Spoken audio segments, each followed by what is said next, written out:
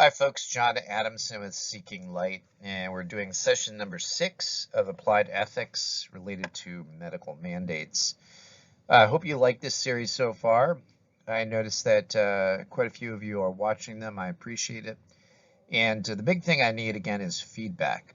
Please provide feedback that's going to help this course as when it is put together in one cohesive unit. It's going to help this course be better. So appreciate you and appreciate your time. So let's talk a little bit about where we've been with this. We've talked about worldviews. Everybody has a worldview. You can't help it. You develop it.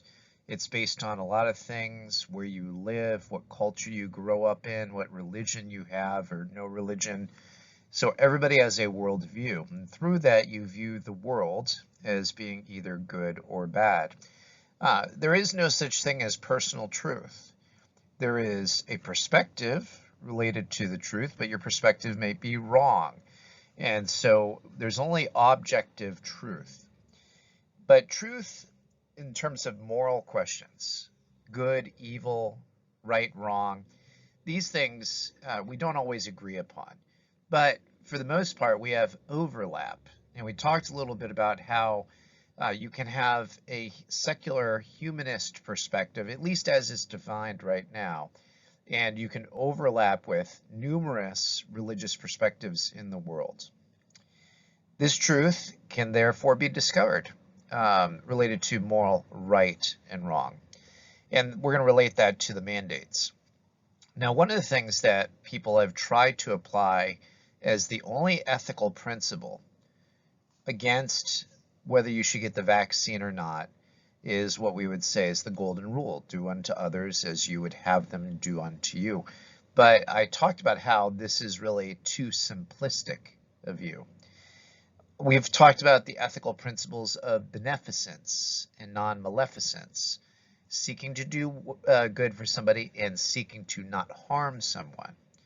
We talked about different types of harm. There's lots of different types of harm, not just physical, which the proponents of the vaccine mandates would say we need to wipe out the virus through vaccination, therefore to limit physical harm. But there's a lot other types of harm out there.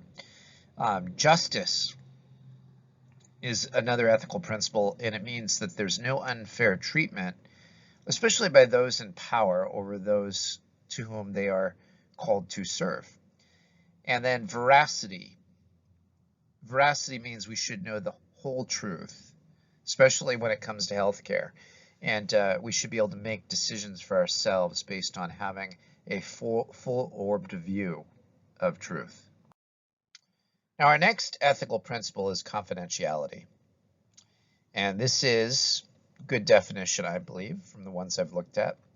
The ethical principle or legal right that a physician or other health professional will hold secret all information relating to a patient unless the patient gives consenting, permitting disclosure.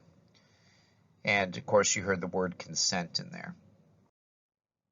Now, this does relate to OSHA's mandate on vaccinations.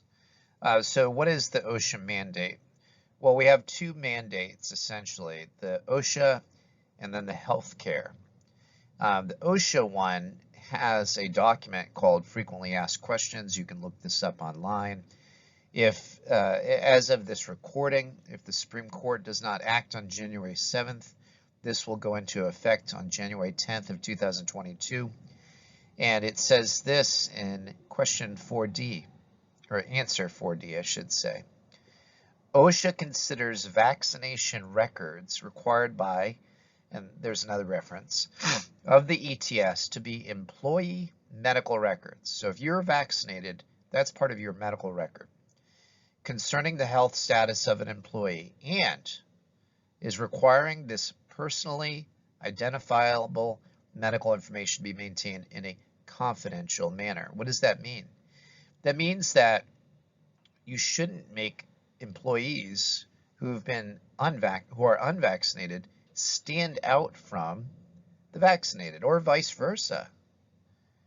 And this article I cite here: can employers have separate policies based on vaccination status, this article urges caution in how you approach your vaccinated versus unvaccinated employees, because you may, in effect, discriminate. Does wearing an N95 mask, for example, make you a standout? So there are a lot of employers that require wearing of masks in the workplace, and I experienced this in my own personal experience. There are employers who make their non-vaccinated employees wear N95s. So one of the arguments I used recently in a correspondence with the person who heads the policy for my hospital organization was that the N95 is a form of discrimination, because even though the healthcare ETS, so I'm switching up between them a little bit, requires wearing a mask in working with patients, it doesn't stipulate that unvaccinated have to wear N95s. It only says that all people have to wear a mask of some sort. So is it not a form of employment discrimination making me do these things? And there were other practices that they were making non-vaccinated people engage in that distinguished them from the vaccinated. So it's kind of like the ugly duckling. It stands out as being different than other employees. And I would say that's a form of workplace discrimination, and it violates my confidentiality. It automatically shows that I'm unvaccinated. Now, the next ethical principle is respect for autonomy. This has been largely encapsulated in the pro-choice side of the abortion debate with the statement, "My body, my choice." Now, it's interesting to note that when people started using this very same argument to say, I'm not getting the vaccine because it's my body, my choice, you started to actually see those on the pro-abortion side stop using it for the most part. So this is like a political hot potato, this phraseology now, and but it's the same principle, is it not? And it should be applied to both if we're arguing the respect for autonomy. There was a case, and this is back in 1914, where Justice Cardozo, one of the justices that heard this case, Schlendorf versus the Society of the New York Hospital, this is related to autonomy, people having the right to choose what is done with their own body. And this is a ruling that a lot of our body autonomy regulations are based upon. And he said this at the time: every human being of adult years and sound mind has a right to determine what shall be done with his own body. And that's an important thing to think about. But one thing that we need to also think about is autonomy trumped by altruism? Altruism is seeking to do good for others. Autonomy is, well, generally going to be seeking to do good what's good for me. And there's lots of different realms we can discuss this autonomy versus altruism mindset. But right now we're only focused on the vaccine mandates with this course. So the question is, should people have their autonomous rights overridden because of altruism? Now, as a citizen of the United States, we also have an ethical basis upon which we were formed, and one that I think is relevant to this discussion. It used to be, back before, I believe, the 1950s, our motto for the United States was E pluribus unum, from the many, one. And this motto was designed to guide many of the decisions that our country's leaders have made through the years.